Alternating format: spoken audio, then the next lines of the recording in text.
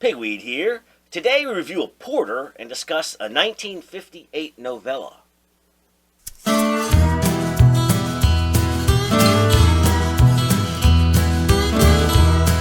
Hello and welcome to Beer and Conversation with Pigweed and Crowhill.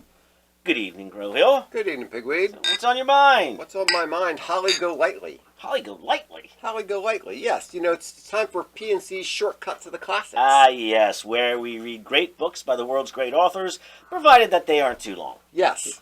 We try to keep it under 100 pages. So this show, we check out Breakfast at Tiffany's by Truman Capote. Ah, very good, very Except good. I heard this extra clink in the... what is going on? What is going on? Oh, there he is, Longinus. Every time somebody pulls a book out, Longinus shows up. He's just like the can't help it. All right, here, let's try these beers. Cheers, Longinus, and welcome. So what we have here, with Thanksgiving coming up, I thought I saw this on the shelf, and it looked like a Thanksgiving dessert. It does. What is it? Saranac Caramel Porter. Ah, okay. It says a fourth-generation family brewery. Fantastic. Yeah, I can't imagine... Ooh, gosh. Like getting 4 generations of people to stick with the same business, but that's pretty impressive. Well, you know, that's another testament to the power of beer. There you go. Exactly. You know? Fourth generation that's cheesemaker? Maybe not. Maybe not. Yeah, but fourth generation beer. That's why beer created civilization. Right. Yes, we need to revisit. And we that. revisit that topic. That's Oh well, it certainly smells like caramel. Mm-hmm. Oh yeah. Right. And what are you getting in the It's flavor interesting. wise? I'm getting a little bit of a sharp, dark malt note to it. I'm definitely getting the caramel, and it's not as sickly sweet. When I looked at the picture, I thought, oh no, this is going to be like a sickly sweet dessert. It smells sweeter. Yeah, than smells it tastes. sweeter than it tastes. Yes. You're right. You get the dark chocolatey porter taste. Yeah. And really, I think most of the caramel's in the nose. Yeah. Yeah, actually, it's very pleasant. It has that's great. The smell deceives you. Yeah, right. But that is how it works. Right? Part of your ability to taste has to do with your Sense of smell. That's right. Because when people had COVID and they lost their sense of smell, they also lost their sense of taste. Because the two of them are so close that sounds together. terrible, doesn't it? I know. I wouldn't like that. Yeah, but and dying. Yeah. Sure, that's and dying is also bad. categorically terrible. Yes. Yeah. All right. So. Holly Golightly. Yes, Holly Golightly. So let's talk about Truman Capote. What do you know about him? He's So he's dead. That's the first thing I know about him. Yeah. Speaking of dead people. Yeah. So he let's see. He died when he was 59 years old. Mm-hmm. He was born in the 1920s. Is that right? Right. You got 24. Oh, here we go. New Orleans. 24 to 84. Yeah. And friends with Harper Lee. That's right. Of To Kill a Mockingbird fame. And he's gay, right? And was friends with a lot of New York socialites. Yeah. Funny to think of him, an effete little Southerner. Yeah, rocking it in New York, but he did. He did, and he's one of those authors that actually made it during his lifetime. Yes, because a lot of authors we've talked about. Yeah. They really didn't get much from their work during their life, and then afterwards they become famous. He actually was famous in his lifetime, and had a famous feud with Gore Vidal and what I was surprised is, to me, once you've already been recognized as a serious post World War II heavyweight in literature, that true crime seems to be kind of lowbrow, and the fact that he would write in cold blood and then rock it, right, and it took true crime to the level of high literature almost. Yeah. Well, his writing is beautiful. Yeah, his writing is very, very nice. So, he definitely had a talent, and I guess he thought maybe I'll bring some style to true crime. Yeah, he certainly did. A great movie. And a great movie to follow. All right, let's do this. Okay. Breakfast at Tiffany's. Breakfast at Tiffany's. So it's written in 58, but this takes place during World War II. So it's in the early 40s. I don't know if they say specifically. I know they don't give a specific date, but it is a World War II era novel, and it's first person. And you got to get the movie out of your head. because the book is different Oh, from I'm the so movie. glad I did. I could still. I knew the picture of Audrey Hepburn in her black dress and, Right. and pearls, and Yeah. I'm like, so I could never get that out of my head. Right. But I had not seen the movie before I read the book, so I was glad. Well, I had seen the movie, but it was a long time ago. Long enough that it didn't really interfere. Didn't really interfere with reading the book. The book is just delightful. Right. So it's told first person by an unnamed narrator. Right. Which she names Fred. She names brother. Fred. That's Yes. right. Yeah. I'm going to call you Fred. Well, after my Well, she brother. calls everybody she trusts Fred because her brother Fred is the only person in the world that she trusts. Yes. Yeah. We'll get to why that is. We'll so, get to why, yeah. So she's. It starts in Joe Bell's bar. Yeah. And there's this scene where Joe Bell's like, "You got to get down here," to unnamed narrator. Let's just call him Fred the whole time. Yeah. To Fred, you got to get down here and see this. Look at this picture. And he shows a picture that's. And this is way after the events of the book. Yes, Yeah, yes, right. right. So this is it, and then so this first scene, and then it's like go back to when I first met Holly. Right. Yeah. You got to come see this picture. Yeah. That's her, right? What's the picture of? Yeah, so he goes to the bar. This is the bar that he and Holly both frequented back in the days when they were hanging out. And then, right, Joe this Bell, is the Upper West Side of New York. yeah, so Joe Bell's got this bar, and he goes in and he shows him these pictures, and there's a picture of a wood carving. Isn't it the head of a staff head, or is it just a wood carving? I thought there were 3 pictures of the same wood carving. I don't remember if it was the head of the staff. I just remember that it was a wood carving, and it's like clearly Holly. Right. And it's Like, what is her face doing on a wood carving from it? And the picture was taken by somebody that they both knew. Yeah. That lived upstairs in Fred's building, who was a famous Japanese guy, a Japanese photographer. Right. Who had traveled to Africa. Yeah. Takes this picture. It ends up in the paper. Joe Bell sees the picture, calls the guys down, and says, "Daggone it, that's her, isn't it?" That's her. And they're like, Yep, "Yeah, I that's her. think you're right." Yeah. Right. And then that's it. And then it says, "The first time I met Holly." Right. And then we go back. Then we go back to the original thing. Right. Yeah.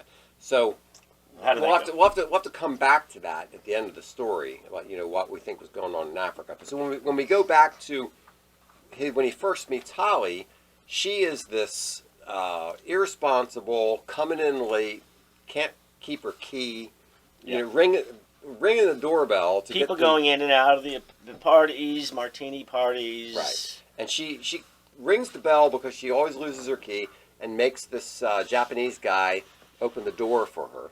And she's always kind of toying with him about letting him take pictures of her. Yes. Yeah. Yes. So we come to find out she is what we would call a call girl. Well, that's actually an interesting question. Because I'm not so sure that she was a call girl. Because she certainly was using men for their money. Right. But it's not entirely clear that she was, money for sex. Oh no! What's the other term? You're just Escort.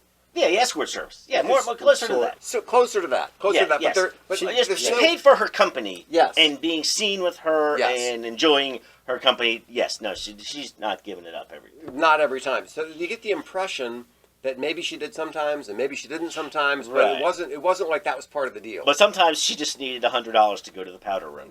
Yeah, it was $50, Right. which like in modern money is like That's a lot of money. $800. Yeah. Yeah. Yeah. She also made money doing something else, too. Yes, exactly. Good point. Which was Every week, she would go to Sing Sing and talk to a prisoner. tomato. Tomato. Sally. Right, tomato. Sally Tomato. Sally Tomato. That's right. Yeah. And she would bring these coded messages back and forth between Sally Tomato and his so-called lawyer. Right. Right. Which she didn't know. All she did Well, that's a was- good question. Which it didn't seem like it was a coded message. It was to prove to the lawyer that she had actually made the visit. Yeah. So Well, that was the story. Sally's Yeah. going to tell you a weather report. You come back, give me the weather report, and then I'll know you actually did go to Sing Sing to give him a little visit. Right. No, but the question is, did she really believe that story, or did she know in the back of her mind, I'm giving coded messages to a gangster? And only family members can visit prisoners. And she pretended to be a family. So Denise, that's right. important too. Mm-hmm.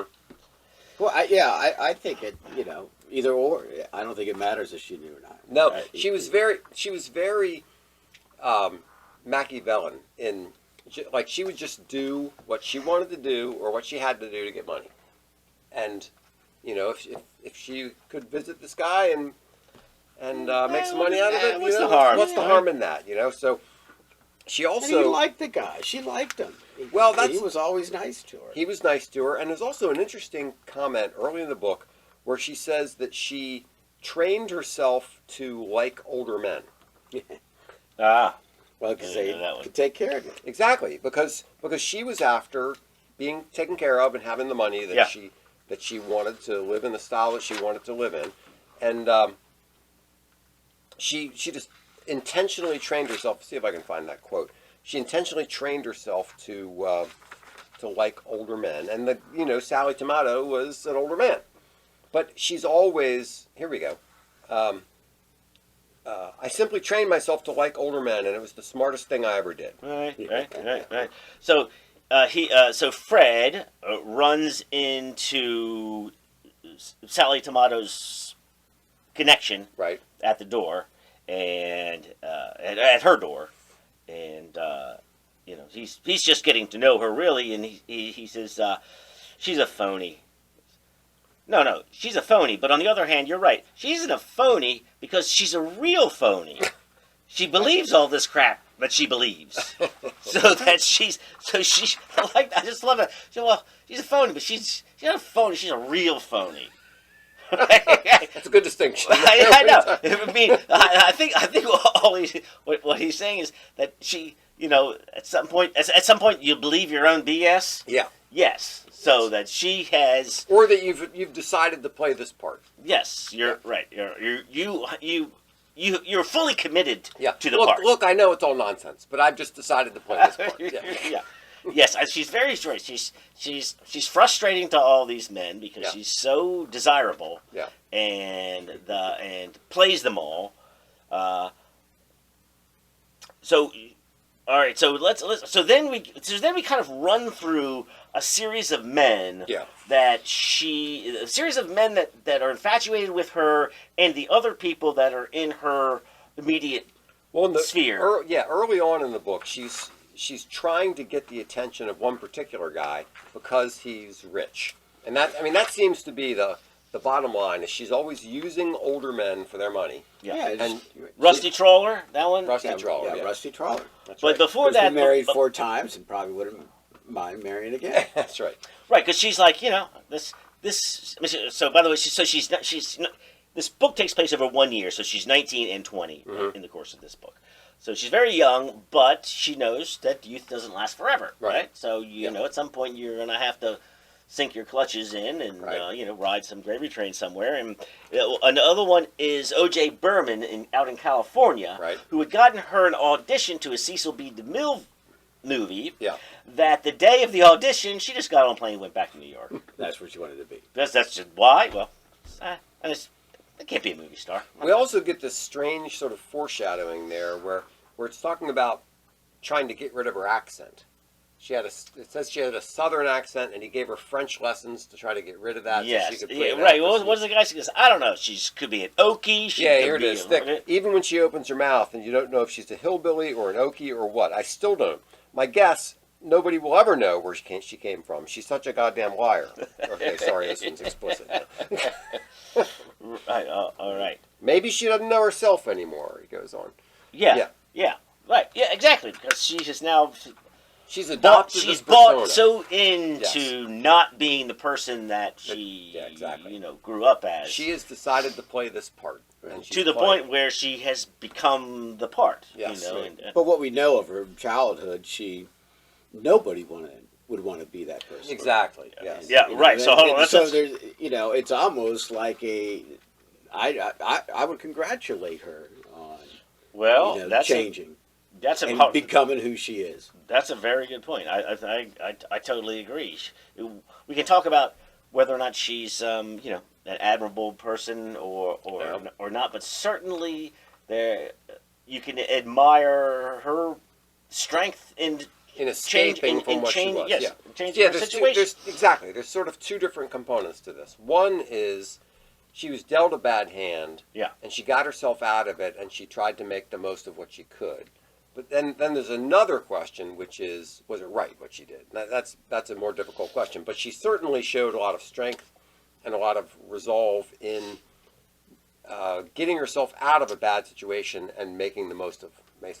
Right. So amongst her men that she's dating, we got Rusty Trawler, and then we get the Jose. Well, let's deal with Rusty Trawler, because she was after him until he apparently goes broke, and turns out to he was trying to marry somebody else. Like that whole thing fell apart. Yeah, that falls apart. Yeah, and she's gone. And he ran away with her friend. With her friend, Mag Wildwood. Yes. From Wildwood. Wildwood, Arkansas. Yes. The tall, stuttering redhead. And leaves her, what, in Key West or something? No, Cuba. Well, she travels with Mag, Rusty, and Jose. Yeah. Right? They Right. do. They travel the Caribbean. And Jose was supposed to be with Maggie, and she was supposed to be with Rusty. Right. Maggie, And we're hearing this Rusty. we're hearing this from the narrator. So he has some interactions with her in the staircase. Goes to her house and sees these parties. Yeah. Then she disappears. For an entire winter. Yeah. Comes to find out she's somewhere else. Then she comes back and they have a moment. They have some time together. Now, here's an interesting question. So after she's no longer pursuing Rusty Trawler, she has some sort of a relationship with the narrator, but Yes. we don't know what exactly happens. No. And the question is the narrator gay? Is the narrator like Could Truman be. Capote? Could be. Is he putting himself in there? No. What I get from that is that she is the kind of woman who makes every man feel special, Right. and then they read that incorrectly. Mm-hmm. So she makes him feel special, only to find out she makes everybody feel special. Yeah, but there's this interesting line where he says that he fell in love with her, but in the way that he fell in love with his mother's maid or something like that. Do you remember that one? I do not remember that. Yeah, there's this interesting passage where he says yes, he fell in love with her, but not in the way you're thinking. I loved her the way I love, this person and that person. Yeah, that was Joe. Joe Bell said that. Hey, yeah, I loved her, but not like you're talking. Not like you're thinking.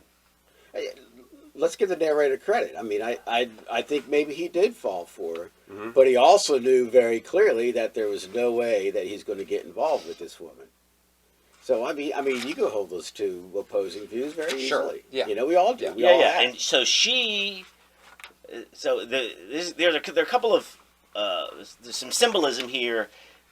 First off, she has a cat that she refuses to name because she says, "Well, he's not my cat, so he's not mine to name." Right. Then she buys Fred a bird cage. Right.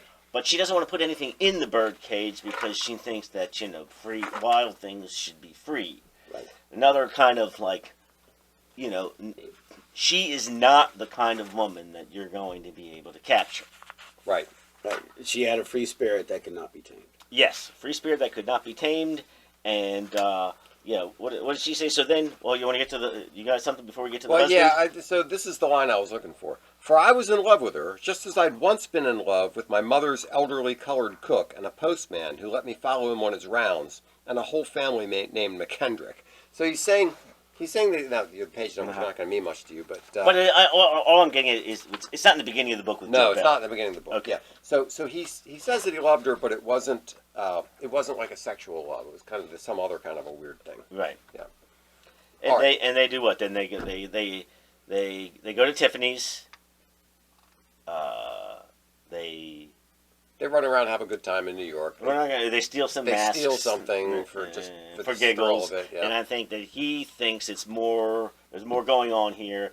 And then, boom, he doesn't see her. Right. And then they have some sort of falling out, and they're angry at each other for a long time. And then she ends up with this, what's the guy's name? Jose, or what's his name? The Cuban guy? Yeah. Ibarra or something. The Brazilian. The Brazilian guy. But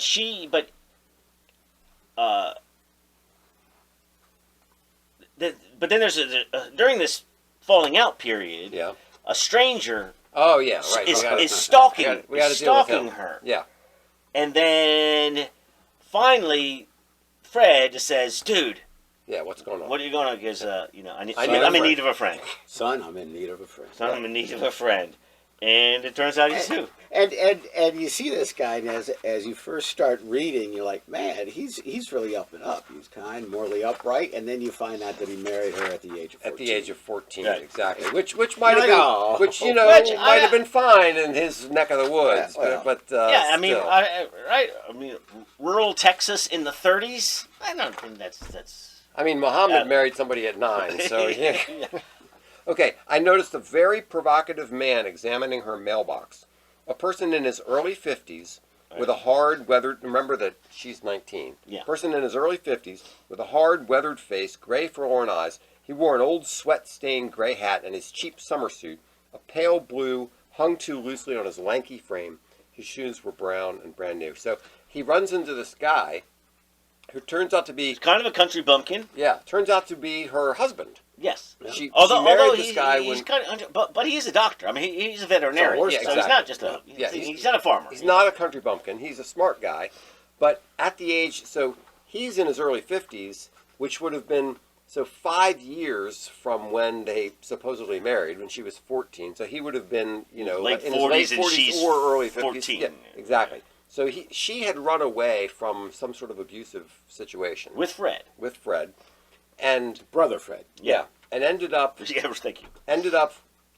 Around this family, and he took her in and married her at 14. Right, and he already had kids roughly her age. Right. Yeah. And he took care of her and Fred, and then she took care of her new stepchildren, which were older than she was. Yeah. And so brother Fred is in the Army, sends letters back. That's how he knows that she's in New York. Right.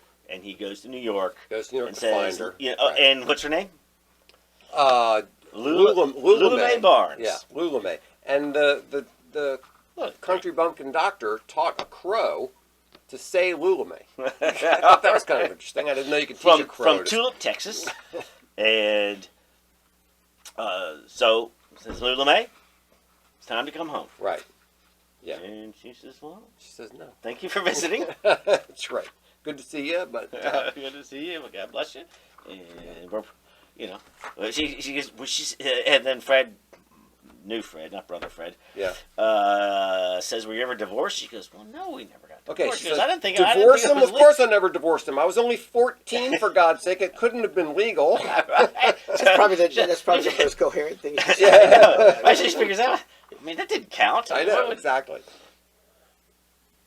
Yeah. All right. So he says, after Doc has revealed himself, you can. I think this is good here.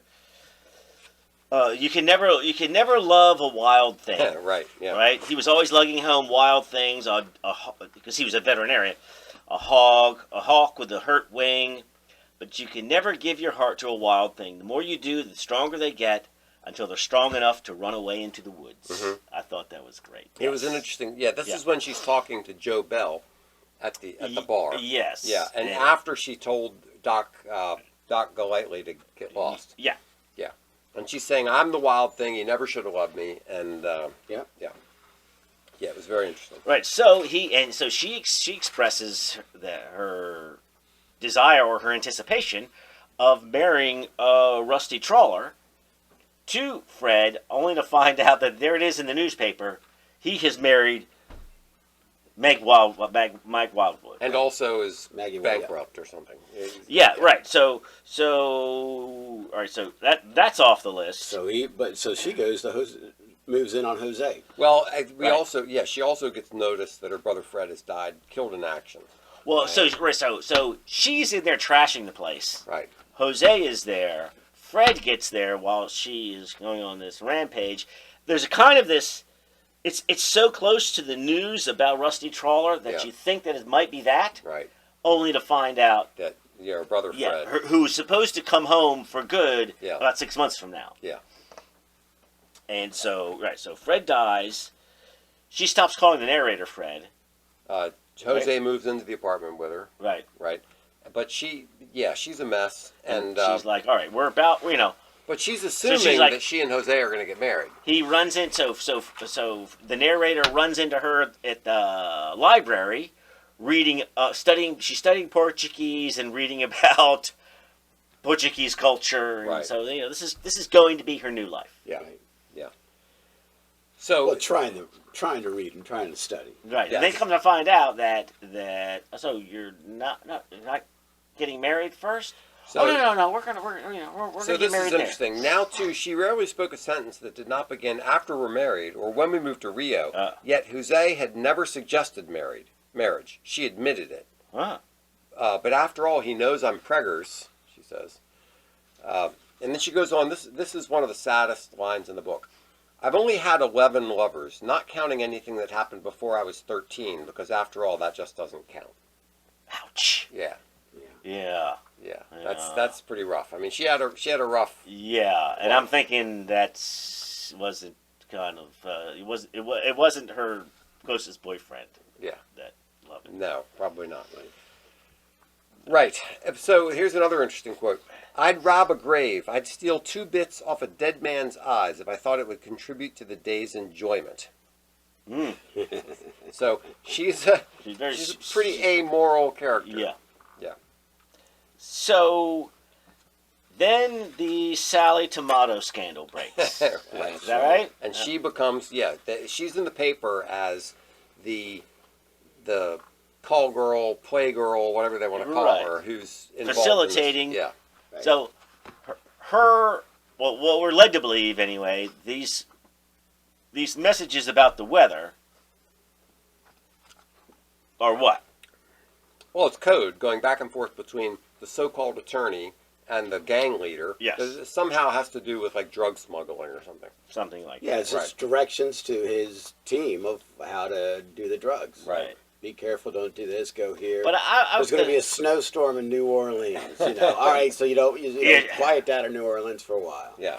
and she's like, New Orleans, there hasn't been snow in New Orleans.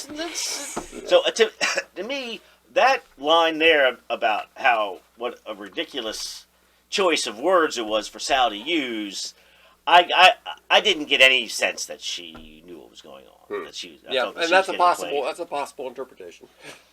Yeah. So Playgirl arrested in narcotics scandal. Arrest dope smuggling actress. Drug ring exposed. Glamour girl held. Those are daily. Those are the headlines. Those are the headlines. Yeah. Right, and so Jose is in the diplomatic corps of some way, or he's in D.C. a lot. So he's a prominent and family. This is the kind of scandal that you can't deal Knew with. Right. this is not going to happen. And in the book, he just sort of like slides He away. just kind of doesn't- slips out, Yeah. and she goes, Yeah. "Well, I mean, I'll go. I'll just go follow him down there." What does she say? She goes, "Well, it's not like what was it? There's a great term that she's. I'm not hot slapping or I'm not chasing down the man. He expects me to be there, and it'll all be fine." Yeah, so she thinks that she's so what she's trying to do is find some rich man to be her sugar daddy to take care of her. Yes. And she thought it was going to be the first guy, Trawler, and now she thinks it's going to be Jose. Yes. And this fell isn't working out. So she still plans to go to Brazil, and she asked Fred, "Do me a favor, could you send me a list of the 12 most eligible men, eligible rich men Right. in Brazil?" Yeah. No. Right. Now she's out on bail. Well, she's out on bail. So she obviously is not allowed to leave the country. Oh, Which yeah. is exactly what she does. So she's basically going on the lam. Yeah. And the narrator's like, Can't do that. you sure? And in the meanwhile, she abandons her cat. Yeah. They're on the way to the airport. She takes takes the cat. to Harlem and says, "There's plenty of good rats around here. Have fun. Go, cat." Have fun, cat with no name. With no name. Yeah, and then he has some quote there where he says, okay, she leaves the cat. He says, "I was stunned." Well, you are a bitch. Yeah. Yeah. It's pretty tough language. Yeah. And she would just, when you're no longer useful to her, you just get kicked to the curb. Mm-hmm. And so she goes, and then everybody, the narrator, Joe Bell, Nobody knows what's happened. I'm not sure exactly how much time passes between when she leaves and then the opening scene in the book. Right. A couple of years, I guess. Right? Yeah. So she's off in Brazil, as far as they know, only to get this little whisper of some that she has infatuated some African carver. Well, yeah, but that's later. So in the end of the book, in the end of the story, he gets a note from her. Brazil was beastly, but Buenos Aires the best. Not Tiffany's, but almost. Am joined at the hip with divine Senor love. I think so. Anywho, I'm looking for somewhere to live. Blah blah blah. And that's the way we end it. So then, in terms of chronology, we have to go back to the very beginning and realize that she eventually found somebody who took her on safari, and she went out to Africa. And now there's an interesting thing about her being in Africa, because when she was there, she rode into this village, 2 men on horseback and her on horseback. They rode right in. A young woman and 2 men, the men both red-eyed with fever, were forced for several weeks to stay shut and shivering in an isolated hut, while the young woman, having presently taken a fancy to the wood carver, shared the wood carver's mat. So she hasn't changed her tune. No, that's our Holly. That's her. Yes, indeed. Yeah, a leopard can't change its spots. And yes, that's the way it is. And so she is wooing and wowing men from continent to continent. Yes, and that is who. So what's kind of what we expect from her. Yes. Yeah. I mean,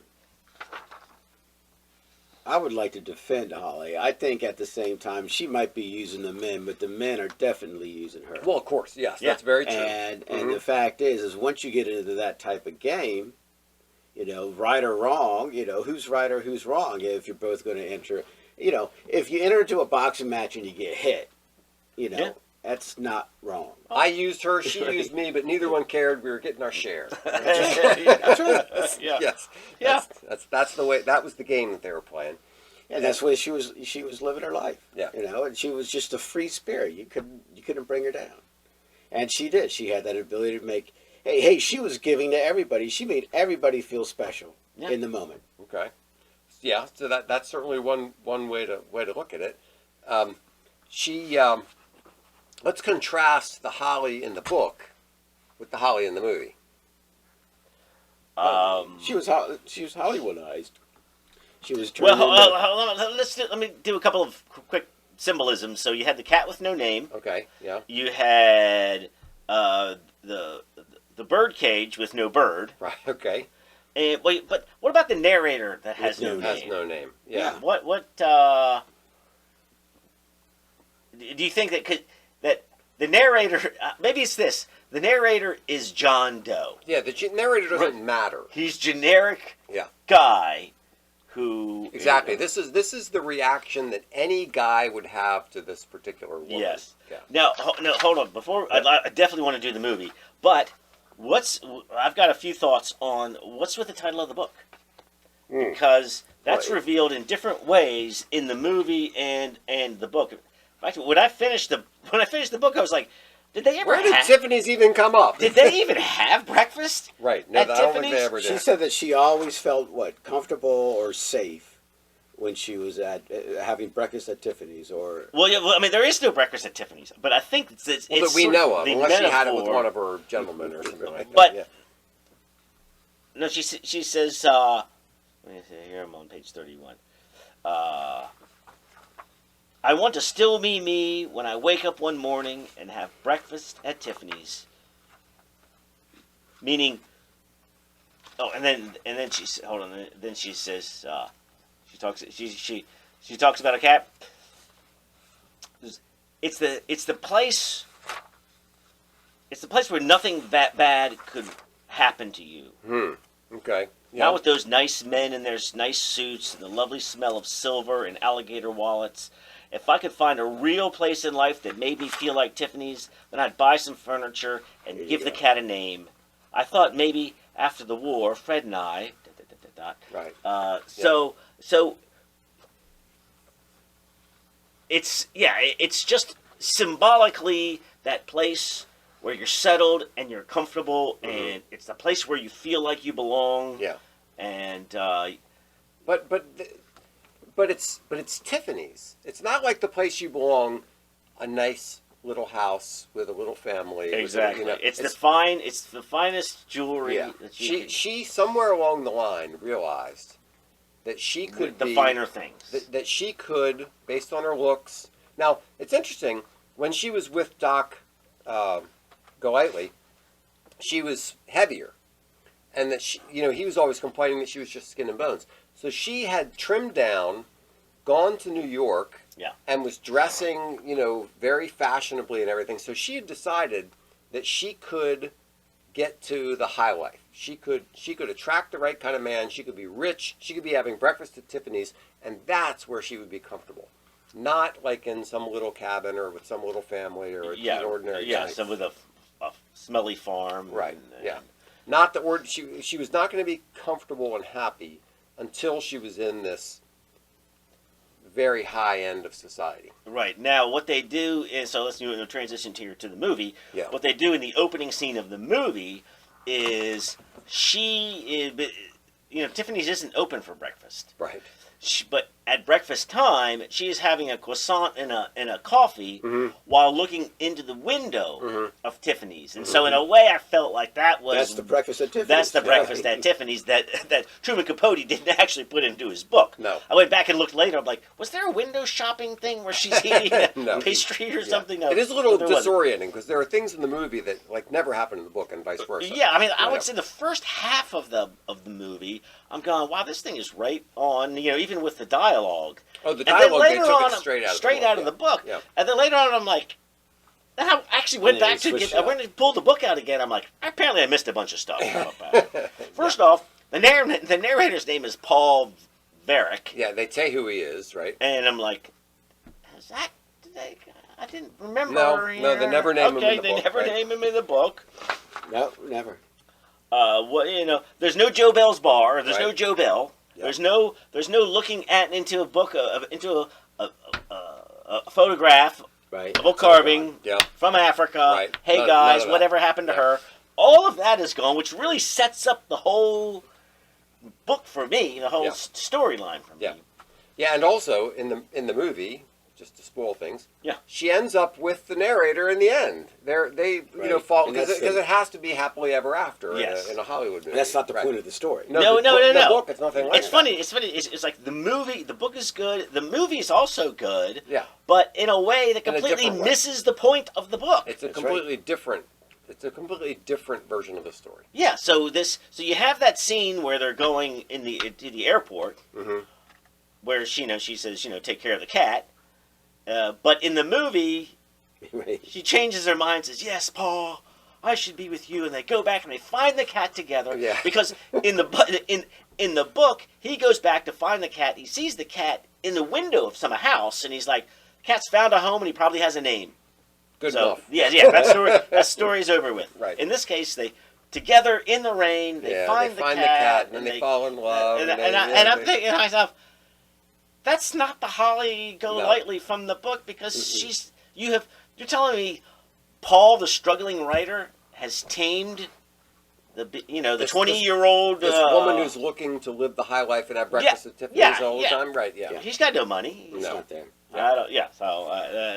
And I think what they got in their huge fight, it was because she kept on badgering him about making money on his writing, and he said something. Right, he says, "I'm a writer." He goes, "Yeah, but are you a writer that sells writing?" I mean, anybody can be a writer, That's right? Exactly. Anybody can write.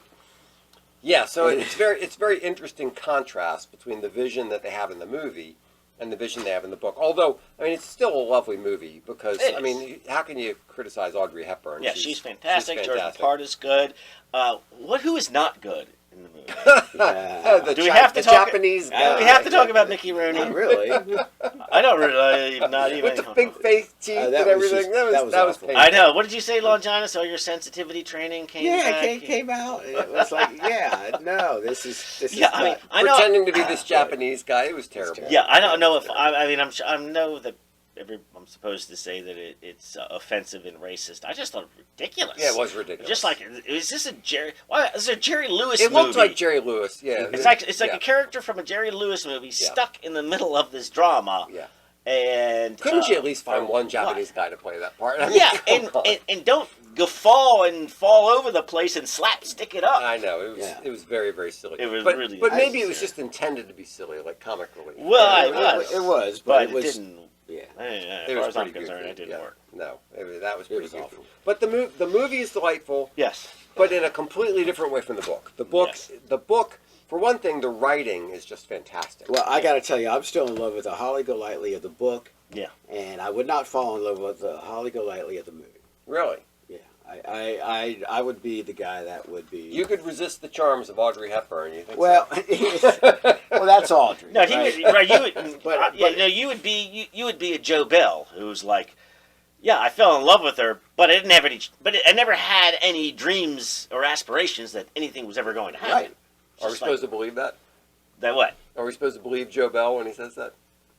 Yeah. I mean, I think so. He's like, he's a bartender guy. He's like, okay. I don't have a chance with a woman like that. Doesn't mean I don't think she's amazing, and would do anything for her. But it's not like I really dreamed of so one did Joe day. Bell like her physically, sexually, as much as emotionally, or as a person, or both? Everything. And yeah, she's just that bubbly, delightful.